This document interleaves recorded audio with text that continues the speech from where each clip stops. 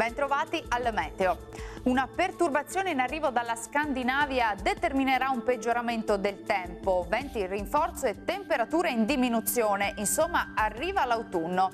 Vediamo nel dettaglio la situazione di martedì 29 ottobre. Sul Veneto il cielo risulterà molto nuvoloso, con piogge diffuse, come vediamo, un po' ovunque, localmente anche intense per tutto l'arco della giornata.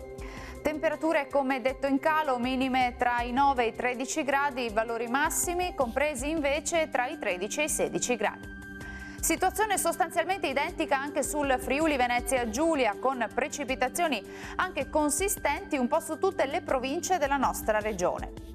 Temperature minime tra 11 e 12 gradi, massime oscillanti invece tra i 14 e i 15 gradi.